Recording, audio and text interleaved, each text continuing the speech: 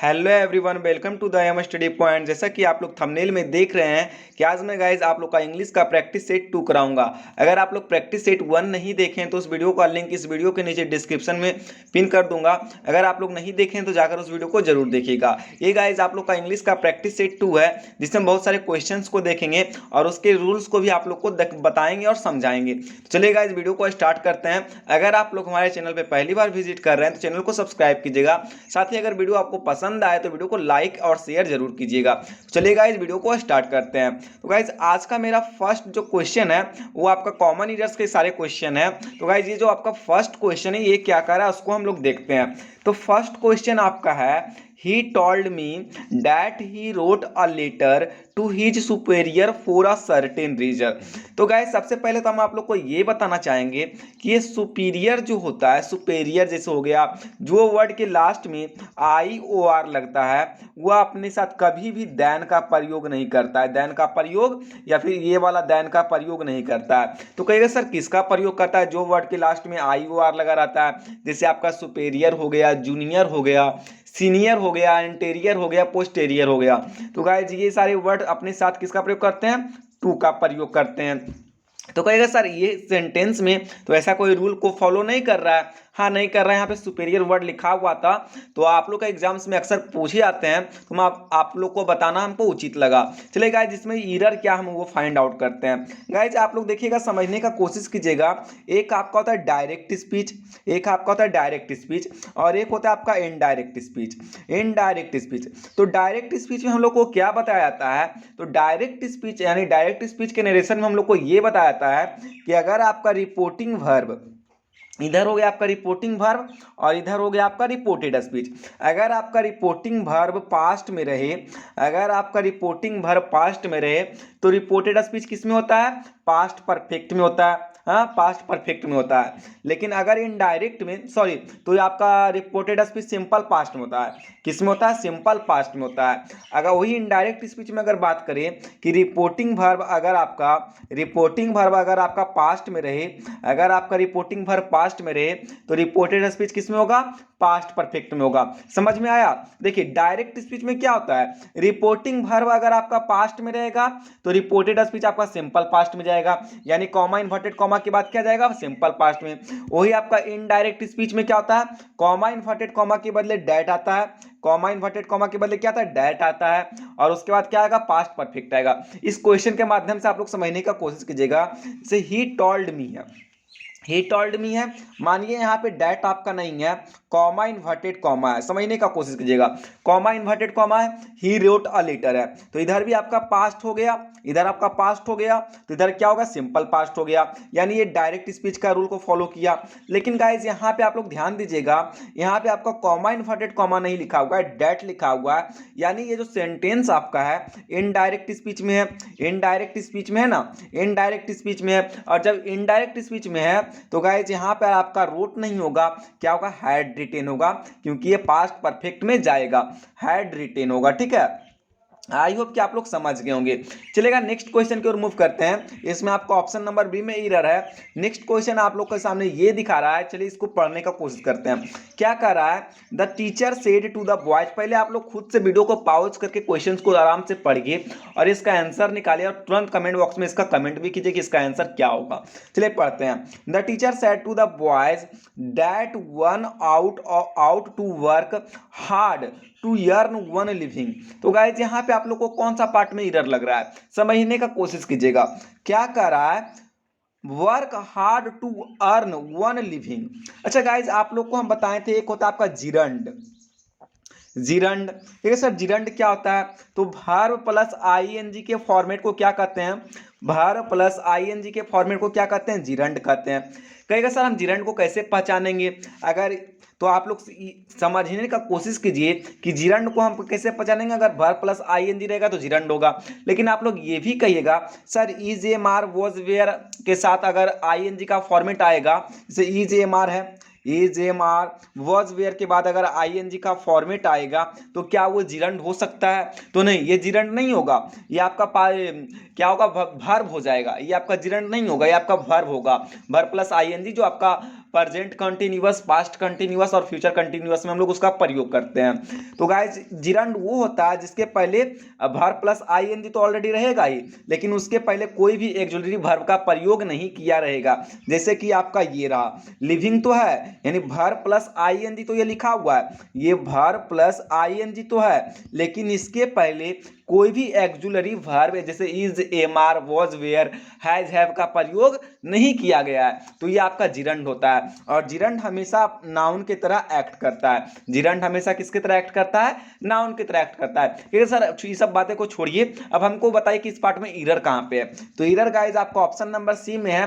कैसे, हम आपको बताते हैं। जिरंड का एक और रूल होता है कि अगर कहीं में जिरंड आए तो जिरंड के पहले हमेशा पॉजेसिव केस का प्रयोग करते हैं, हमेशा पॉजेसिव केस का प्रयोग करते हैं।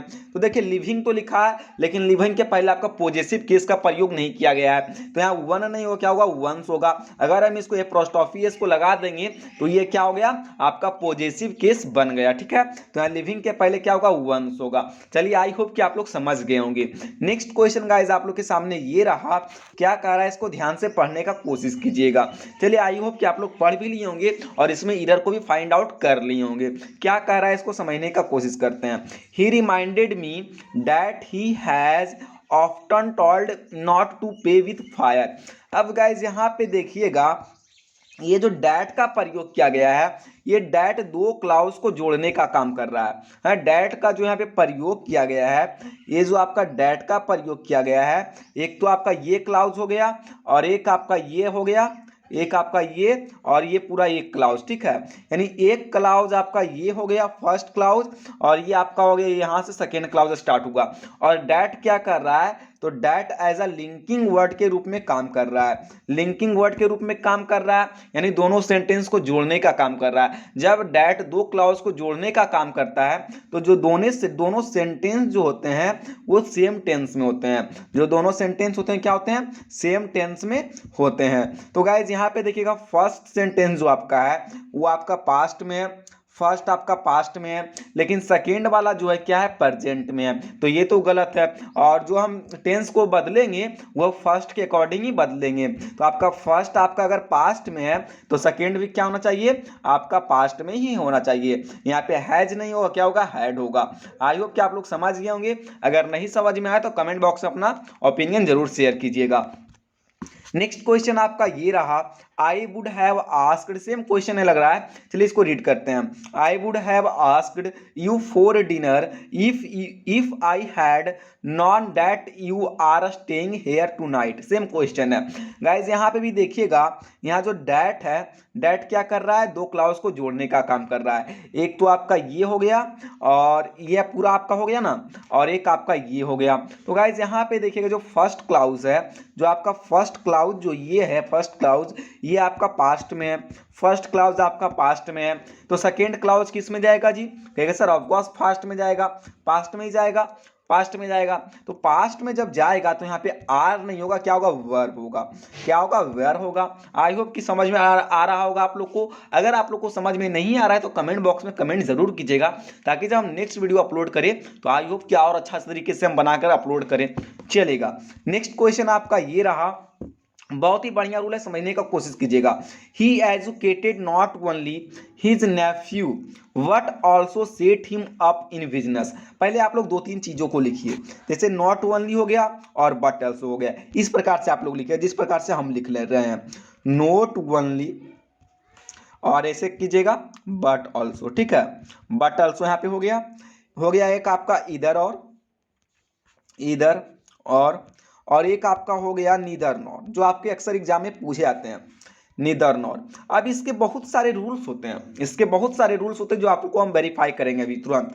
जैसे नोट ओनली बट ऑल्सो लिखा है और नीदर नॉर और इधर और लिखा है। ठीक है, तो गाइस अगर हम वर्ब का जो प्रयोग करते हैं व्हाट ऑल्सो के बाद वाले सब्जेक्ट की बात करते हैं, उसके अकॉर्डिंग करते हैं। अगर व्हाट ऑल्सो के बाद आपका सब्जेक्ट प्लूरल है तो हम लोग प्लूरल वर्ब का प्रयोग करते हैं। अगर और के बाद आपका सब्जेक्ट सिंगुलर है तो हम लोग सिंगुलर वर्ब का प्रयोग करते हैं। अगर नॉर के बाद आपका सब्जेक्ट सिंगुलर या प्लूरल जो भी हो तो उसी के अकॉर्डिंग सब्जेक्ट, यानी नॉर के बाद वाले ही सब्जेक्ट के अकॉर्डिंग हम वर्ब का प्रयोग करते हैं। आप लोग तो इतना जानते ही होंगे, लेकिन एक रूल और होता है। दूसरा रूल हमारा ये कहता है कि अगर बट ऑल्सो के बाद, अगर बट ऑल्सो के बाद या फिर और के बाद या नॉर के बाद जो अगर वर्ब आएगा तो नॉट ओनली के बाद भी आपका वर्ब आएगा। अगर बट ऑल्सो के बाद आपका प्रोनाउन आएगा तो नॉट ओनली के बाद भी आपका प्रोनाउन आएगा। अगर और के बाद आपका क्या नाउन आएगा तो इधर के बाद भी आपका नाउन आएगा। अगर और के बाद आपका वर्ब आएगा तो इधर के बाद भी आपका वर्ब आएगा। अगर नॉर के बाद आपका एडजेक्टिव आएगा तो नीदर के बाद भी आपका एडजेक्टिव आएगा। यानी सेम फंडा है, जो आपका व्हाट ऑल्सो के तुरंत बाद आएगा वही आपके नॉट ओनली के बाद तुरंत आना चाहिए। चलिए इस क्वेश्चन में देखते हैं क्या कर रहा है। ही एजुकेटेड नॉट ओनली, यहां से हमको कोई मतलब नहीं है। हिज नेफ्यू, यहां से भी हमको कोई मतलब नहीं है। बट एल्सो हमको मतलब है यहां से, हमको कहां से मतलब है, यहां से मतलब है। अब हमको ये देखना है कि जो बट ऑल्सो के बाद क्या आया हुआ है। तो आप लोग देख रहे होंगे कि बट ऑल्सो के बाद सेट आया हुआ है। बट ऑल्सो के बाद क्या आया हुआ है, सेट आया हुआ है, जो कि क्या है, ये एक वर्ब है, जो क्या है, एक वर्ब है। तो नोट ओनली के बाद भी क्या आना चाहिए, ये जो नोट ओनली है, नोट ओनली के बाद भी आपका वर्ब आना चाहिए। लेकिन यहाँ पे क्या आया है, यहाँ पे हीज आया है, जो कि क्या है, एक आपका पॉजेसिव केस है, पॉजेसिव केस है। ये तो गलत है क्योंकि नोट ओनली के बाद आपका हीज आया हुआ है। और देखिए नोट ओनली की जस्ट पहले क्या आया हुआ है, आपका वर्ब आया हुआ है। यानी यही आप पकड़े कि कहाँ पे गलती है। अब आप लोग को पकड़ना ऑप्शन नंबर बी में गलती है, ऑप्शन नंबर ए में गलती है, कहाँ पे क्या गलती है समझने का कोशिश कीजिएगा। से बट ऑल्सो का आपका वर्ब आया हुआ है, लेकिन यहाँ पे नोट ओनली के पहले वर्ब आया हुआ है, यही गलती है। यहाँ पे क्या हुआ, ही के बाद, सॉरी, ही के बाद आपका नोट ओनली आएगा और उसके बाद एजुकेटेड होगा। यानी नोट ओनली यहाँ होगा और एजुकेटेड जो है यहाँ पे होगा, ठीक है। यानी नोट ओनली के बाद एजुकेटेड होगा, ना कि नोट ओनली के पहले होगा, क्योंकि बट ऑल्सो के बाद आपका क्या हुआ होगा, वर्ब आया हुआ है, ठीक है। आई होप कि समझ गए होंगे। नेक्स्ट क्वेश्चन आपका ये रहा, क्या करा, you were still talking about what we should do when he heard the children something. अब आप बताइए कि इस पार्ट में, इस क्वेश्चन में कौन सा पार्ट में एरर है, इस क्वेश्चन में कौन सा पर्टिकुलर पार्ट में एरर है। हमको तो कोई पार्ट में एरर नहीं लग रहा है, क्योंकि देखिए we we are still talking about, यहाँ तक आपका पास्ट में जा रहा है। What we should do past में ही गया है। When he heard the children something past में गया है। कहीं पे कोई एरर है ही नहीं है, तो इसमें क्या होगा, नो एरर होगा। अगर आप लोग को कोई पार्ट में एरर लग रहा है तो आप लोग बता सकते हैं। अगर देखिए यहाँ पे अगर सेल कर देते, सूट की जगह पे अगर हम यहाँ पे सेल कर देते तो एरर बन सकता था, तो एरर बन सकता था, ठीक है। लेकिन यहाँ पे ऑलरेडी सूट दिया हुआ है तो क्या एरर है, कोई एरर नहीं है। तब भी अगर आप लोग को लग रहा है तो आप लोग कमेंट बॉक्स में कमेंट जरूर कीजिएगा। नेक्स्ट क्वेश्चन आप लोग के सामने ये रहा, क्या कर रहा है, Pankaj has been writing, Pankaj has been writing, Pankaj क्या कर रहा है, लिख रहा है। कितने देर से लिख रहा है, क्या लिख रहा है, डेट एस से लिख रहा है। कितने देर से लिख रहा है, फॉर 2 आवर्स, 2 घंटे से लिख रहा है। बट परंतु he still has not finished, परंतु अभी तक वह क्या कैसे कंप्लीट नहीं कर सका है। अब गाइस यहाँ पे आप लोग समझने का कोशिश कीजिएगा, स्टिल का मतलब क्या होता है, तक होता है। हाँ, स्टील का मतलब तक होता है। अब गाइज यहाँ पे एक चीज बात आप लोग को जो बता रहे हैं ध्यान से सुनिएगा। एक आपका होता है स्टील, एक आता है आपका स्टील, एक होता है आपका एट। दोनों का अर्थ होता है आपका तक, दोनों का अर्थ होता है आपका तक, ठीक है। हिंदी मीनिंग दोनों का सेम निकलता है। ठीक है सर, ये आप हमको क्यों बता रहे हैं। स्टील, देखिए स्टील का प्रयोग हम लोग, स्टील का यूज कहाँ करते हैं, तो स्टील का यूज हम लोग हमेशा अफर्मेटिव सेंटेंस में करते हैं। अफर्मेटिव सेंटेंस है, यहाँ पे क्या निगेटिव सेंटेंस है, यहाँ पे क्या निगेटिव सेंटेंस है। और एट का प्रयोग हम लोग हमेशा निगेटिव सेंटेंस के लिए करते हैं। स्टील का प्रयोग कहाँ पे करते हैं, अफर्मेटिव के लिए, अफर्मेटिव के लिए। और एट का प्रयोग हम लोग कहाँ करते हैं, निगेटिव के लिए। एट का प्रयोग कहाँ करते हैं, निगेटिव के लिए करते हैं। स्टिल का प्रयोग हम लोग हमेशा अफर्मेटिव सेंटेंस के लिए करते हैं। इतना समझ में आ गया। एक चीज और समझिए कि स्टिल का प्रयोग हमेशा सब्जेक्ट या वर्ब के बाद होता है। स्टिल का प्रयोग हमेशा सब्जेक्ट या वर्ब के बाद होता है, लेकिन एट का प्रयोग हमेशा ऑब्जेक्ट के बाद होता है। दो चीज आप लोग को बताएं, टोटल कितने चीज बताएं आप लोग को, दो चीज। क्या क्या बताएं, स्टिल का भी अर्थ होता है तक और एट का भी अर्थ होता है तक, लेकिन स्टिल का प्रयोग हम लोग अफर्मेटिव सेंटेंस के लिए करते हैं, एट का प्रयोग हम लोग निगेटिव सेंटेंस के लिए करते हैं। दूसरा चीज हम आपको ये बताएं कि स्टिल का प्रयोग या तो वर्ब के बाद होता है या तो आपका सब्जेक्ट के बाद होता है, और एट का प्रयोग हमेशा ऑब्जेक्ट के बाद होता है। तो यहाँ पे गाइज आप लोग देखिए, he still has not finished, यहाँ पे स्टिल का प्रयोग सब्जेक्ट के बाद क्या है, ठीक है, लेकिन ये जो सेंटेंस है, ये जो आपका सेंटेंस है he still he has not finished, ये सेंटेंस क्या है, निगेटिव है अफर्मेटिव है? क्योंकि सर क्या बात करते हो, ये सेंटेंस तो आपका क्या है, निगेटिव है, निगेटिव है। और जब निगेटिव है तब तो हम लोग स्टिल का प्रयोग नहीं करेंगे, यहाँ से स्टिल आपका कट गया और एट आपका यहाँ पे जाके लग जाएगा, क्योंकि एट का प्रयोग हमेशा नेगेटिव के लिए होता है और एट का प्रयोग हम लोग हमेशा ऑब्जेक्ट के रूप में करते हैं, ठीक है, यानी ऑब्जेक्ट के बाद करते हैं। He has not finished at होगा, ठीक है। आई होप कि समझ गए होंगे। अगर कोई प्रॉब्लम हो, कोई दिक्कत परेशानी हो तो कमेंट बॉक्स में कमेंट जरूर किया कीजिए। नेक्स्ट क्वेश्चन आपका गाइज ये रहा, क्या कर रहा है, इसको ध्यान से पढ़ने का कोशिश कीजिएगा। As soon as the peon rings, जैसे ही ने पियोन ने रिंग्स को यानी बेल बजाया, रिंग बजाया, द फर्स्ट बेल, तो फर्स्ट बेल में ही ऑल द स्टूडेंट्स असेंबल, सारे स्टूडेंट्स असेंबल हो गए। कहाँ असेंबल हो गए? ऑन द प्लेग्राउंड में असेंबल हो गए। क्यों असेंबल हुए? तो फॉर प्रेयर, प्रार्थना करने के लिए। जैसे ही पियोन ने रिंग को बजाया तो फर्स्ट बेल में ही सारे स्टूडेंट असेंबल हो गए प्लेग्राउंड में। किस लिए? तो भैया प्रार्थना करने के लिए असेंबल हुए।